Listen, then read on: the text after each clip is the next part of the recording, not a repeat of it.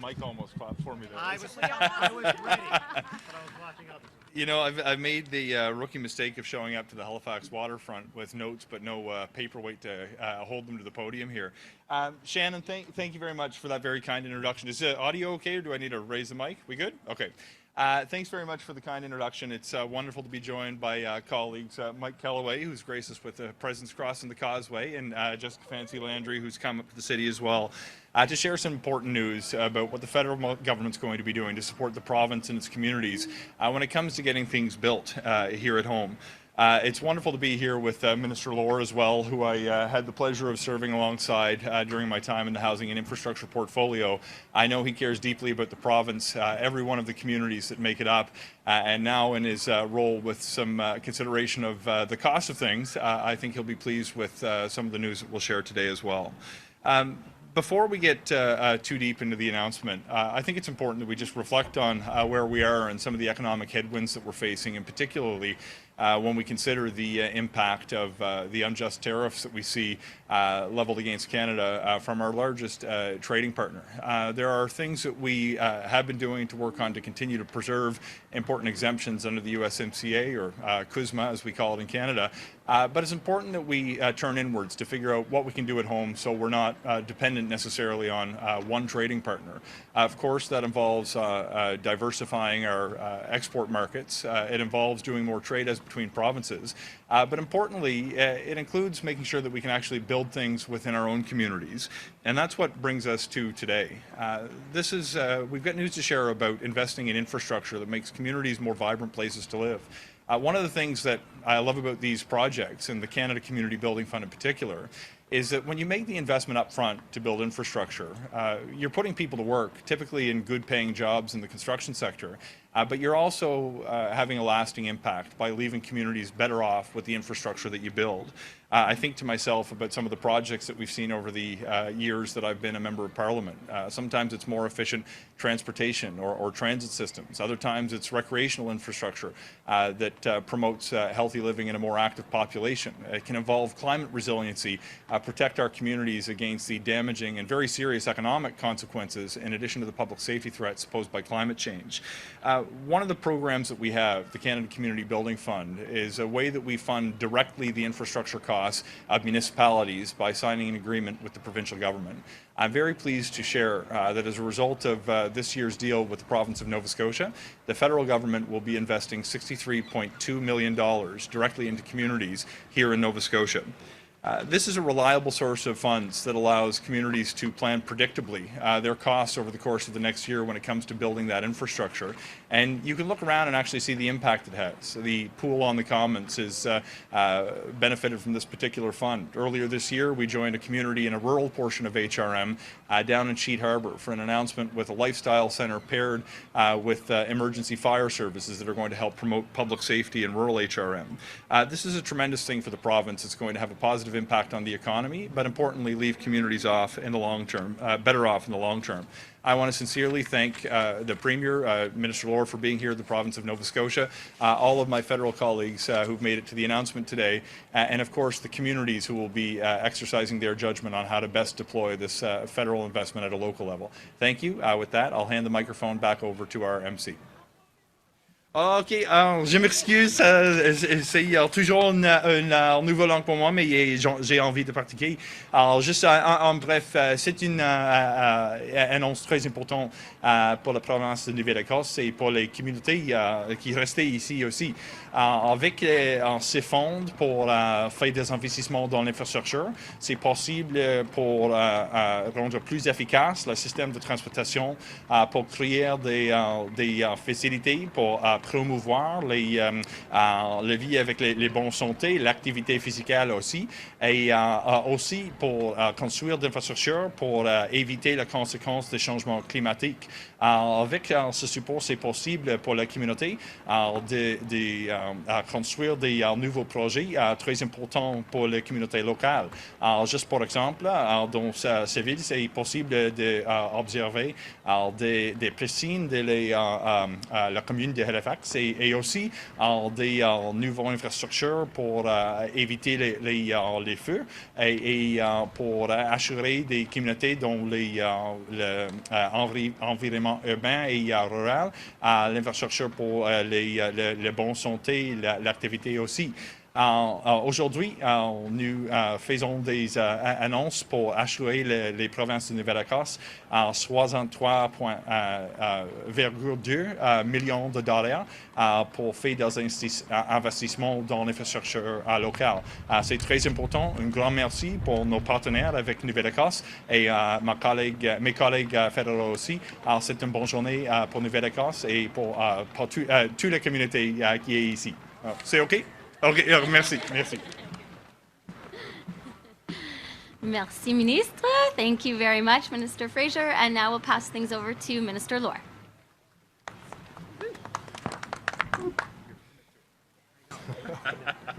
Well, thank you, MP Miedema. Very appreciated, and I'm pleased to be here with MPs Fancy and Kelloway and our Minister Sean Fraser. So today is a great day for Nova Scotians. On behalf of our municipalities and communities across the province, I want to thank the Government of Canada for their continued support by providing $6.32 million this year through the Canada Community Building Fund. Communities will be able to continue to be able to grow and reach their potential. This investment is a clear sign of confidence in our future, in the people of Nova Scotia, people who call Nova Scotia home. Strong, connected communities don't just happen. They're built on a foundation of reliable infrastructure. With this funding, municipalities will be able to invest in projects that matter most: safe and efficient roads, modern water and wastewater, public transit, and recreational spaces that bring neighbors together. From large cities to small towns, this flexibility means each community can address its unique priorities while planning for long-term growth. It's about improving daily life for residents today and ensuring opportunity for generations to come.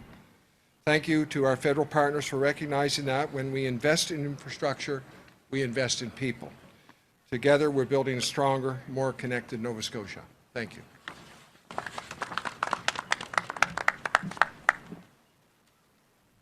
Thank you, Minister Lohr. Today's announcement is one that's particularly close to my heart. As some of you know, before becoming the Member of Parliament for Halifax in the spring, I worked for the Halifax Regional Municipality as the Director of Environment and Climate Change. I worked there for 15 years. And so I understand the critical work that local governments do for people and for communities. That's where everybody lives, in a community. And it's really great to see strong relationships across all three levels of government in coming up with smart and strategic and sustainable funding like we're talking about today. With Halifax set to receive just over $29 million from this CCBF fund, I know that we'll see strong investments in our local infrastructure. We've used this money in the past for things like the Halifax Common Pool, which was funded through CCBF a couple of years ago. Recreational facilities are essential in developing strong community, but this fund doesn't just cover those, as was mentioned. It's important work like roads, sidewalks, public transit, things for complete, connected, sustainable communities. In the face of growing challenges to our vital infrastructure, including obviously climate change and natural disasters, as well as rapid urban growth, it's essential that we get to work to build the next generation of Canadian infrastructure, and this announcement is set to do a small piece of that. We're expanding on our recent $170 million bilateral agreement with the province of Nova Scotia to support the infrastructure needed to build more housing. We're making strategic investments in our airports, our tourism economy, fire halls, and public transit, as well as community services, and we're working with all levels of government to do just that. So thank you very much. That concludes the formal part of our event. We're going to do a quick photo opportunity with our guests, and then we will open it up to questions from the media. Thank you.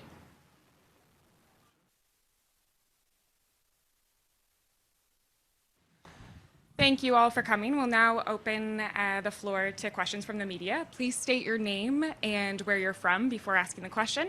Maintenant, on va ouvrir les questions de la média. Une question et une question de suivi.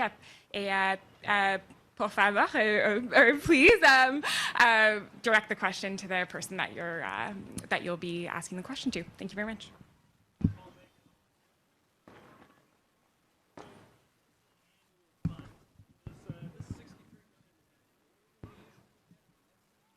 As I recall, it's very similar to the regular amount, but I can't tell you that precisely. It's in the $60 million range, so I think it's slightly more.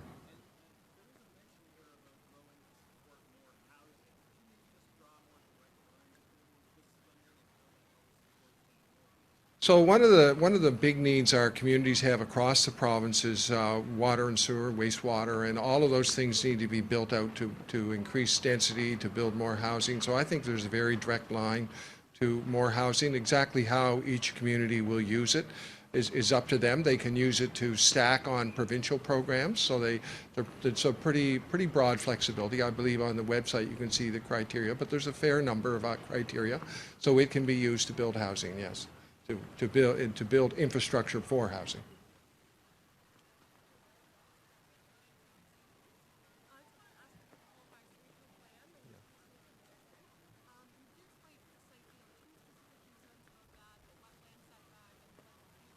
Yes. Well, I think the reality is that the interim regional plan, which we turned down, we felt it was a matter of the focus of the plan. We felt that the focus of the plan needed to be building up density and building affordability in, and those were two examples of things that we're not doing that. So the tone of the plan we felt needed to be more focused on building more houses quicker and affordability.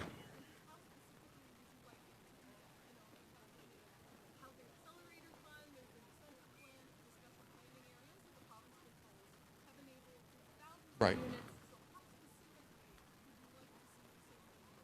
Well, we think that the building of the regional areas of HRM are critically important, and we want to see the city grow. I know the city wants to see the city grow as well. So we felt that this plan, this interim plan, wasn't quite hitting the right mark. Those were two examples, and we believe that we can work with the city and see build in more things that provide more affordability, allow more density in our rural areas as well.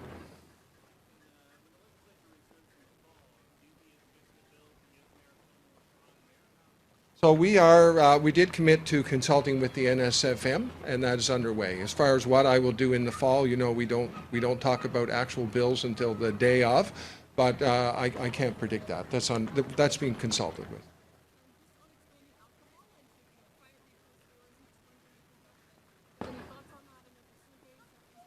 So, yeah. So we continue to. We've not made any decisions yet on expanding alcohol. We continue to look at the information we've received back from our consultants. We've not made any decisions.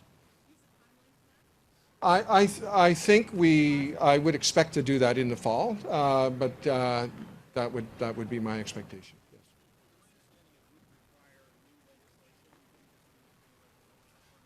So, yes and no. The reality is it depends what changes we do. And when we know what we want to do, then we look at is legislation required or not. It may or may not be required.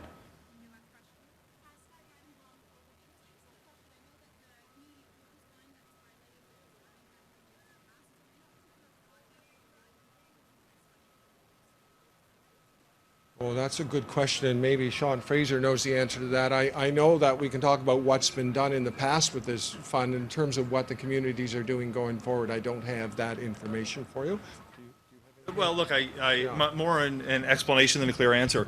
Anybody who tells you they know exactly what's going to be built with this would be prejudging the outcome of debates yet to take place at council chambers throughout the province.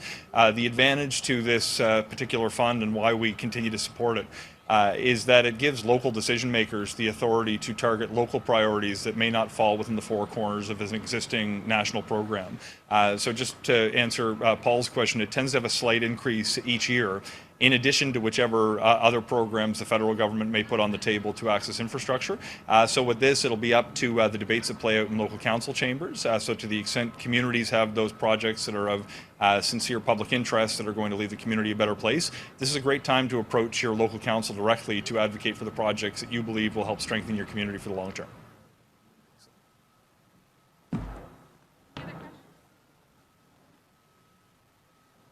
Okay, if there are no more questions, that concludes the Q&A for today. Thank you all so much for coming.